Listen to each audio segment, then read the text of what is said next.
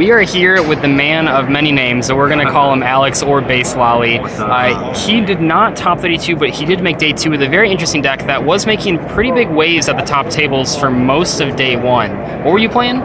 So Jack-Knight Invoked, or like Mekk-Knight as it TCG Cool. calls it, Mekk-Knight Invoked. Yeah, let's see it. Yeah, let's do it. So I ended day 1 7-1. I figured a top 32, but I mean that was pretty arrogant of me. So I could not win a match today to save my life. But the deck is okay. I'll just go through it. So you play obviously because it's invoked, so you play 3 Alistair, as many copies as possible. You play the ratio for the Mekk-Knights. You play 3 purple. This one's like Wind Up Factory and Wind Up Rabbit in like the same card. Okay. And you summon the Mekk-Knights by having there's 2 cards in the same column. Exactly. So it's a very good going second deck. It's definitely a going second. Were you deck. choosing to go second? Yeah, actively. Blind and not blind. I mean, in every instance you want to go second because you can't summon the Mekk-Knights. Your hand has to be like really weird to summon a Mekk-Knight turn 1 when your opponent controls no cards. And you're only summoning it to the zone behind whatever you fuse into. So yeah, you use a lot of cards to do it, so it doesn't make a lot of sense. So even against Pendulum, you still go second. So 3 of the Wind Up Rabbit's one of my favorite cards, so obviously I had to play a deck that's similar. 3 Blue Sky, which is generally the target for purple. Blue Sky says that when he's summoned into they all have the same summoning clause, but when he's summoned, he searches Mekk-Knight card or monsters, something like that. I don't play any cards. You only play monsters. Yeah, so realistically, Mekk-Knight monsters up to the amount of cards in that column that your opponent controls. Okay. So cards, not monsters. So I sometimes, a lot of the time, because of how Pendulum works and because it was so popular, you're generally searching for 2 with this card because they're going to summon Vortex into this zone and then have a scale right here. So so a lot of people played Indigo as their second target. Because this searches this and this searches this, but I wanted to play an extra target, so I also played Red Moon.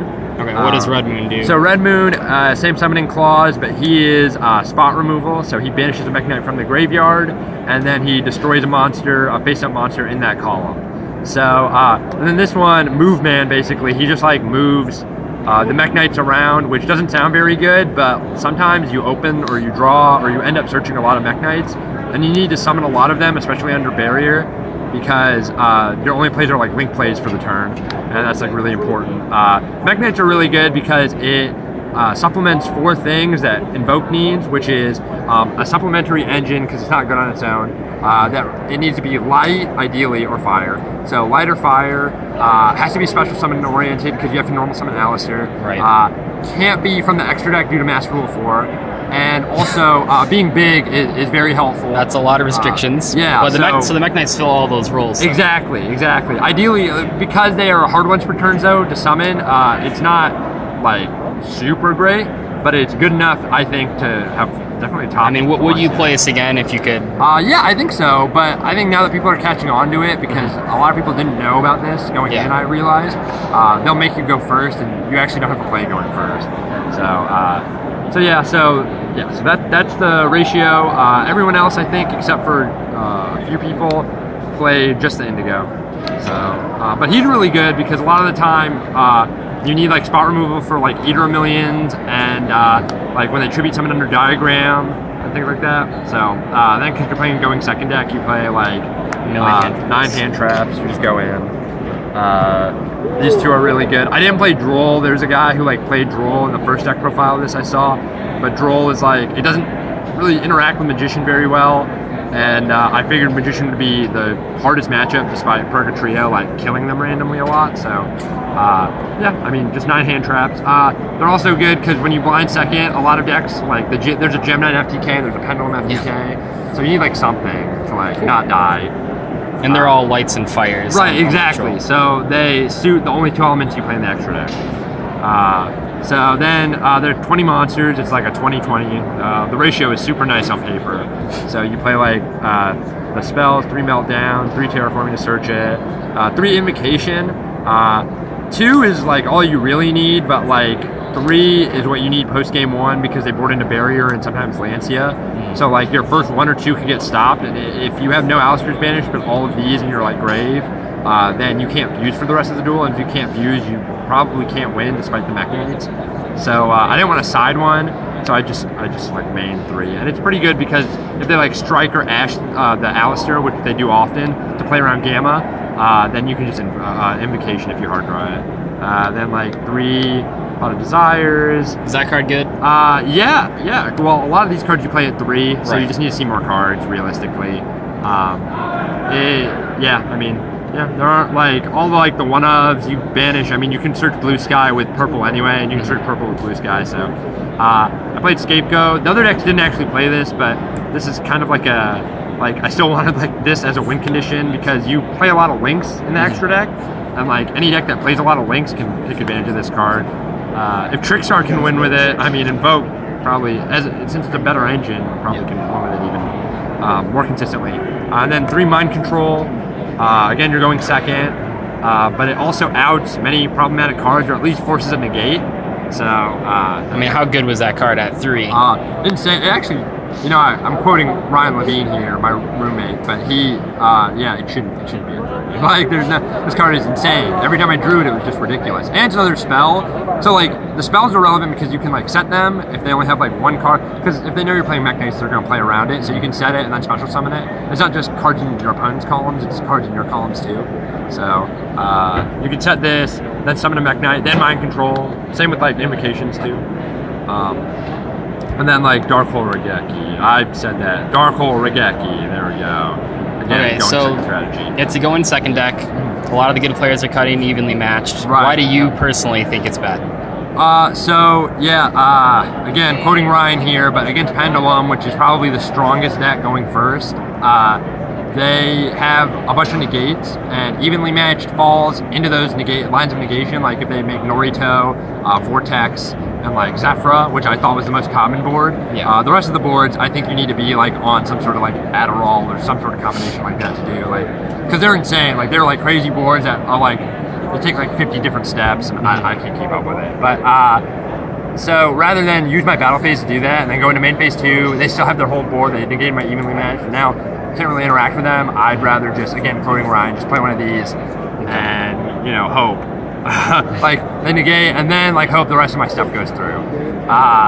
Dark Hole actually kind of isn't good in this deck because you need them to have something, and you need to have stuff too. So if they have like no spell and traps and only monsters, Dark Hole is like terrible. At least you can play Regeki after you summon your monsters. So same with Mind Control. Mind Control is really good in this deck, but Dark Hole is so the extra deck, 2 Mekaba, 2 Purg, and then So what is for the people that don't know, what does the fire one do that makes it so good? Fire one is Ashura Priest for 1, and it gains 200 for each card they control.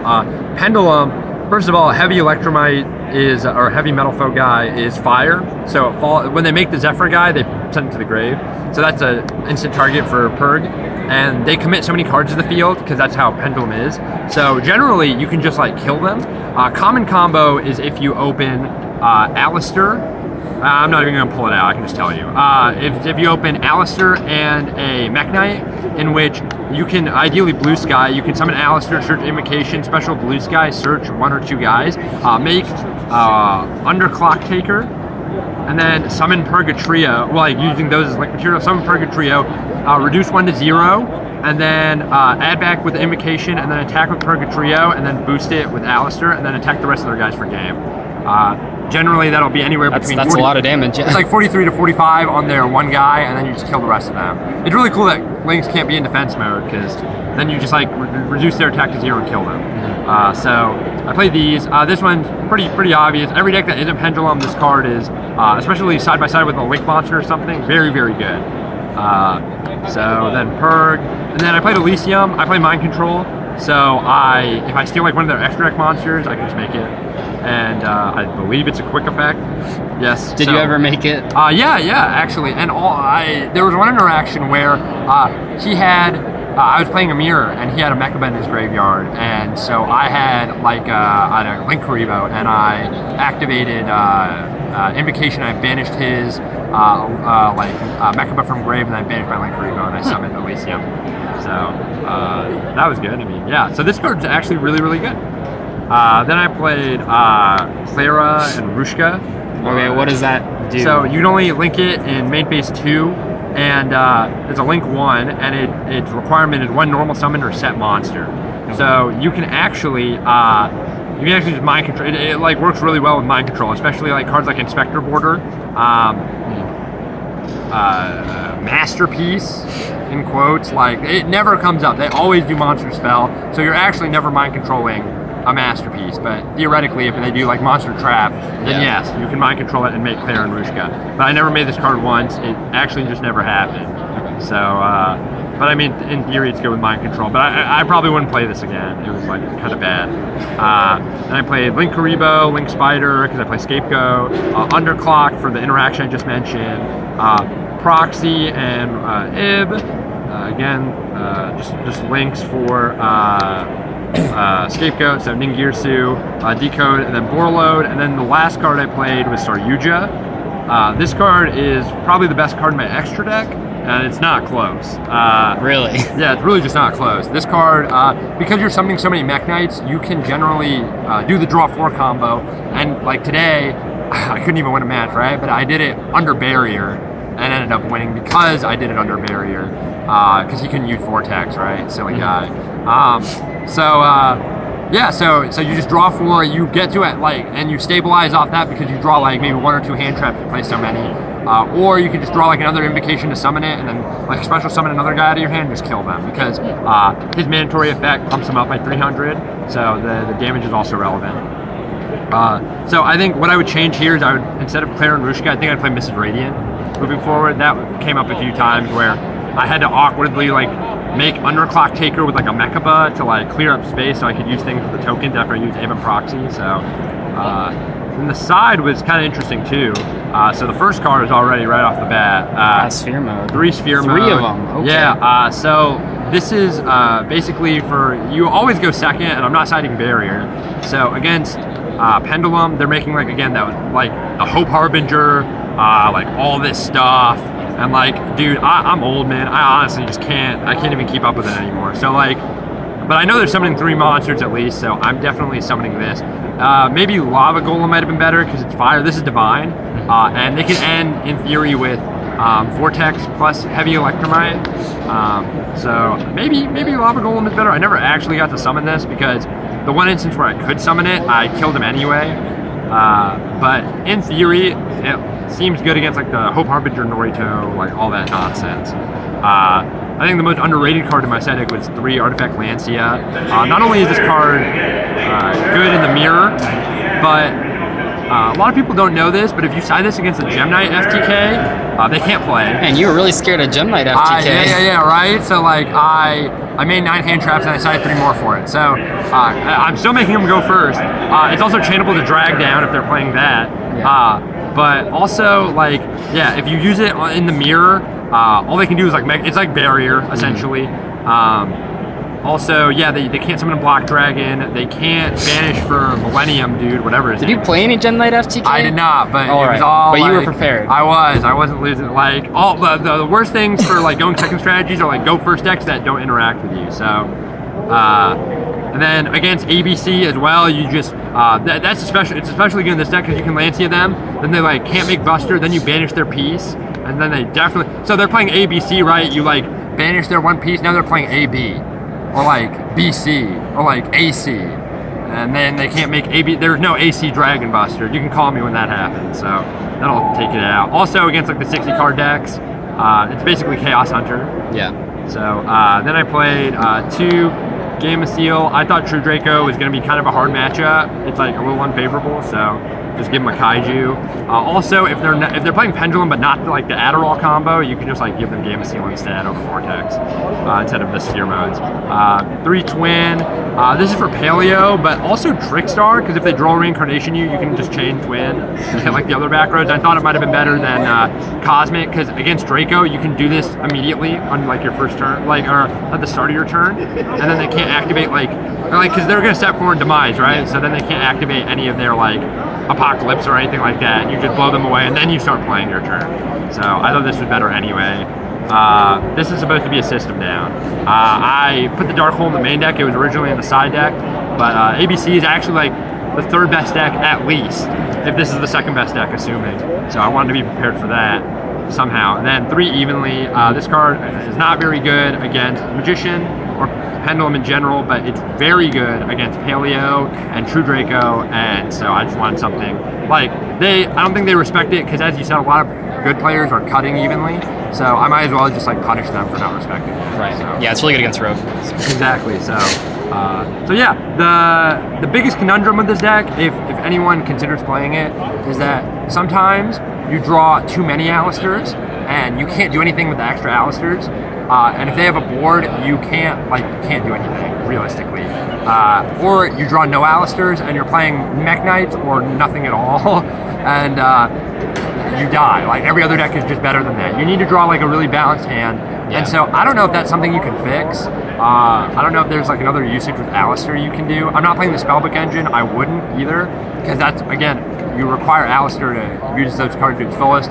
You don't want to normal summon Blue Boy, because you need to normal summon Alistair. Mm-hmm. So yeah, I talked a lot, but I mean that's definitely like a conundrum. And if anyone can solve that, then I think this deck is probably better than Magician, because you can destroy their board going second as long as you open like a balanced sort of hand. You don't even need a hand trap in most cases, but you just need stuff that isn't like Alistair, Meltdown, or Purple Nightfall, like Indigo, Red Guy. Like, you know, you need like a mix. So. Gotcha. Well, did you have any shout-outs? Yeah, shout out to me part 2. That's Calvin.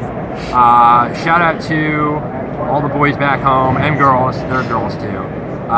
Shout out to Sam Pedigo. I saw him at this event, old player. I don't know if anyone remembers him, but definitely my favorite player.